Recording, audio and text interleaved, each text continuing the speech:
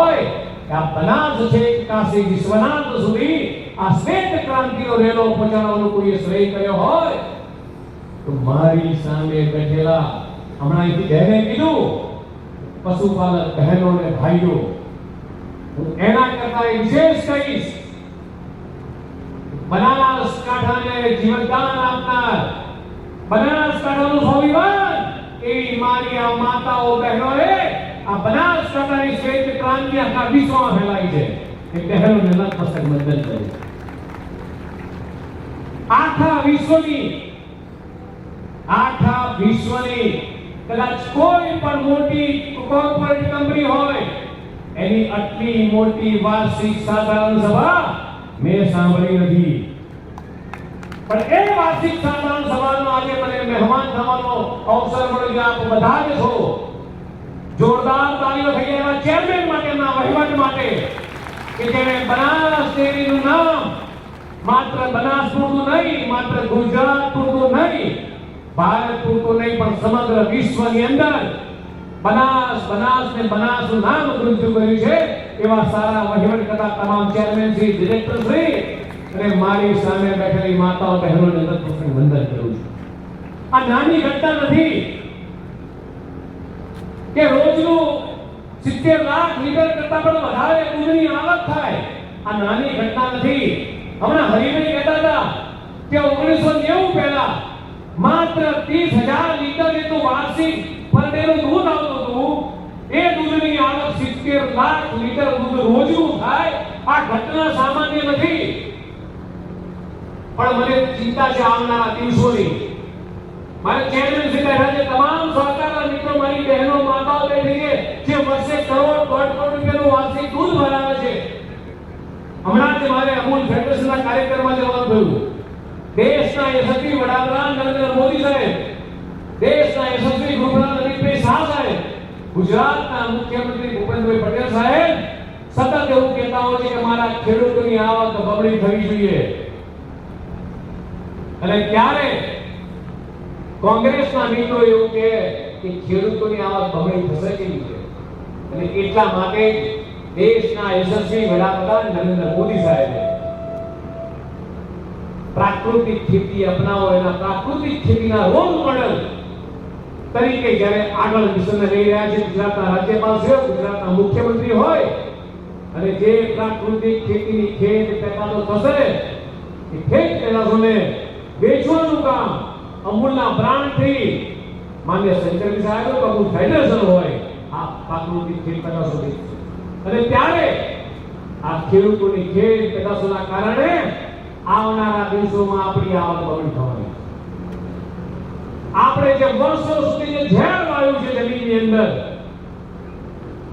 આપણી પરસેવાની કમાણી, માં અંબાની માનતા માનીને જે દીકરો આપણે ભગવાને અવતર્યો હોય એ શું રાસાયણિક કેમિકલ યુક્ત ખાતરના કારણે આપણા ઘરનો દીપક પૂજે જાય એવું ક્યારેય નહીં છે. એટલા માટે દેશના યશસ્વી વડાપ્રધાન નરેન્દ્ર મોદી સાહેબ સતત કહી રહ્યા છે કે આવો પ્રાકૃતિક ખેતી અપનાવીએ, આવનારી પેઢીને આપણે એવું આપીને જઈએ. નતમસ્તક વંદન કરું છું ગલબા કાકાને કે 55 વર્ષ પહેલા આપણે એવું વિચાર્યું હોય કે મારી જિલ્લાની બહેનો, મારી બનાસકાંઠાની બહેનો, છેવાડાના ગામડાની બહેનો એક દાતારાના આરે આખી જિંદગી કેમ કરે. ધન્યવાદ છે કાકાને, જે વંદન કરું એટલા ઓછા છે. કદાચ આ સપનું ના જોયું હોત ને એમણે, કદાચ આજે આપણે બે પાંચ ના થયા હોય. જ્યારે ગયો નથી આવતો તો જ્યારે મળ્યો ત્યારે ફોરવ્હીલ ગાડીઓ જોઈ. હું નાનો મોટો બનાસકાંઠામાં વડગામ તાલુકાના વડાવાડા ગામમાં રહું છું. મને ખબર છે પરિસ્થિતિ કે મારી બા કે મારા દાદીમાં હમણાં ખેતરમાં જતા હતા, કોકના ખેતરમાં મજૂરી કરતા હતા. એ ગરીબાઈ મેં જોઈ છે. આંખમાં પાણી આવી ગયા બનાસકાંઠાની ગાડીઓ જોઈને. ત્યાં મારું બનાસકાંઠા છે જ્યાં સમૃદ્ધિ છે, શ્વેત ક્રાંતિ છે. અને એટલા માટે તમને બધાને કહેવા આવ્યો છું. હમણાં એક કીધું બેને કે ઓછું ભણેલી બહેનો આજથી કદાચ આવનારા વર્ષોની પેઢીઓ સુધી આ સ્લોગન બદલાઈ જશે. ઓછું ભણેલી બહેનો નહીં, આર્થિક સમૃદ્ધિ પેદા કરવો આ બનાસકાંઠા જિલ્લો છે. અને બનાસકાંઠા જિલ્લાએ શું આપ્યું આપણને? ડોક્ટરો પેદા કર્યા, એન્જિનિયરો પેદા કર્યા. ભારતની સારામાં સારી ઇન્સ્ટિટ્યૂટ IIM એના વિદ્યાર્થીઓ મારા બનાસકાંઠામાં નોકરી કરવા આવે. આટલું મોટું ગૌરવ કોઈ આપ્યું હોય તો આ ડેલીના 30 મિત્રો આપવા નાની ઘટના નથી. દેશના યશસ્વી વડાપ્રધાન નરેન્દ્ર મોદીનું આહ્વાન હતું કે ભારતનો ગામના છેવાડાનો વ્યક્તિ એ સૈનિક બને, દેશની રક્ષા કરે. એક વડનગરનો નરેન્દ્ર મોદી આપણું ઉત્તર ગુજરાતનું ગૌરવ અને એવો જ બીજું બનાસકાંઠાનું ગૌરવ વડનગર એટલે આપણા માત્ર શંકર નહીં. અને આવનારા દિવસોની અંદર આપણા બનાસકાંઠામાંથી આપણા દીકરા દીકરી સૈનિકો બનશે. એના માટે સ્કૂલનું ખાતમુહૂર્ત કદાચ કોઈએ કલ્પના નહીં કરી હોય કે બનાસકાંઠાનો વ્યક્તિ, છેવાડા ગામડાનો વ્યક્તિ એ સૈનિક બને. આ કઈ નવી ઘટના નથી. મારી ચિંતા એ છે કે આપણે ભણી ગણીને મોટા થયા, બે માંદે થયા, પૈસાવાળા થયા, દીકરા દીકરીઓને આપણે શહેરમાં મોકલીએ, ફોરેન મોકલીએ, વિદેશ જઈએ. આવનારા દિવસોની અંદર આ કરોડો રૂપિયાનું, લાખો રૂપિયાનું ટર્નઓવર બનાસ ડેરી, લાખો કરોડો રૂપિયાનું દૂધ ભરાવતી મારી બહેનો, જો ગામડાઓ ખાલી થઈ જશે, આવનારા પેઢી આપણે શું આપીશું? આના માટે આર્થિક ચિંતન મનન કરવું પડશે. બનાસ ડેરીએ પણ આપણે બધા જ લોકોએ માત્ર ચેરમેન એકલાની જવાબદારી આપણી બધાની, આ રાજનેતાઓની જવાબદારી છે કે આવનારા બનાસ ડેરી માટે આપણે ચિંતન મનન કરવું પડશે કે આપણી આવનારી પેઢી જો શહેરમાં જતી રહેશે. હું આજે વણાવાડા જઉં તો શંકરજી જોઉં છું ઘણી વખતે કે લોકો પાલનપુર રે, બીજી જગ્યાએ રે, પણ સવારે ગાડી લઈને જોવા માટે પાછા વણાવાડા આવે. આ પરિસ્થિતિ એક લેવલ સુધી છે જ્યારે દીકરા દીકરીઓ નવો વ્યવસાય બહાર જતા રહેશે ત્યારે ગામડાઓ ખાલી થઈ જશે. ગામડાઓ ખાલી થાય એ બનાસકાંઠાને પોસાય નથી, આપણા પરંપરાગત વ્યવસાયને પોસાય નથી. જે માતાઓ બહેનો નવી દીકરીઓ પાણીને ઘરે આવે છે એને કદાચ દૂધ ધોતા આવડતું નહીં હોય, ચારો વાટતા આવડતું નહીં હોય, તો એના માટે શું? એના આયોજનો આજથી કરવા પડશે. એટલે માનનીય ચેરમેન સાહેબને કહું છું કે આવનારા દિવસોની અંદર આપણે એવા કોમ્યુનિટી સામાજિક તબેલા બનાવવા પડશે કે આખા ગામની અંદર એક એવો તબેલો હોય કે જે એકલ દોકલ હોય, સિનિયર સિટીઝન હોય, ઉંમર થઈ ગઈ ગાય ના દોઈ શકતા હોય એવા લોકો તબેલામાં ગાય કે ભેંસ મૂકી જાય અને ડેરીનું સંચાલન કરે તો કદાચ આવનારા દિવસોની અંદર આ સમસ્યા હલ થશે. ઉંમર થયા પછી દૂધ દોવા માટે ઉભા પાછું દૂધ દોવાતું નથી, નીચે બેસવું પડશે. ઢીચણનો રોગ આવે છે, ઢીચણ વળતા નથી. એના માટે આવનારા દિવસોની સમસ્યાઓ આપણે બધાએ ભેગા થઈને હલ કરવી.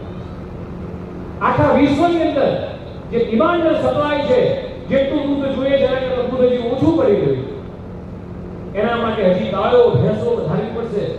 આજે હમણાં જ પ્રેઝન્ટેશન જોયું, મને શંકરજીએ કરેલી બધી વાતો જોઈ, જે ભાવ વધારા આપ્યા છે. કદાચ કોઈ મોટી કોર્પોરેટ કંપની પણ એટલા બધા ભાવ વધારા એ ના આપી શકે એવું પારદર્શક વહીવટ. આ પારદર્શક વહીવટની વાત કરતે વાત યાદ આવે મિત્રો. દેશના યશસ્વી વડાપ્રધાન નરેન્દ્ર મોદી સાહેબ ગુજરાતના મુખ્યમંત્રી બન્યા એ દિવસથી દર વર્ષ પૂરું થાય કે પોતાને કાર્યશૈલીનો વહીવટ આપતો કર્યા. દેશના યશસ્વી વડાપ્રધાન બન્યા, 9 વર્ષનો હિસાબ રજૂ કર્યો પ્રજા સમક્ષ. એ જે પારદર્શિતાથી આખા ગુજરાતની અંદર સારામાં સારો વહીવટ કરો તો બનાસ ડેરીનો છે તમારી સમક્ષ. તમને પૂછે છે બધા કે આ કામ કરવા જઈ રહ્યા છીએ, 20 પૈસા લીધા હતા, હવે મારે 20 પૈસાની જરૂર નથી, બાકીના 10 કરોડ વધારાના પાછા આપું છું. આનાથી મોટો પારદર્શક વહીવટ કોઈ જગ્યામાં ના હોય. જોરદાર તાળીઓ વિજય ચેરમેન માટે તો મારી બહેનોને કહું છું કે આવનારી પેઢીને આપણે આગળ જવું છે. આપણી ધરતી માતાનું પૂજન કરવું પડશે, ધરતી માતાને બચાવવી પડશે. ગાયો, પશુધન કે પશુધનના કારણે આપણે ઉજવા છીએ એ પશુઓને બચાવવા હશે તો પ્રાકૃતિક ખેતીની દિશામાં બચાવવું પડશે.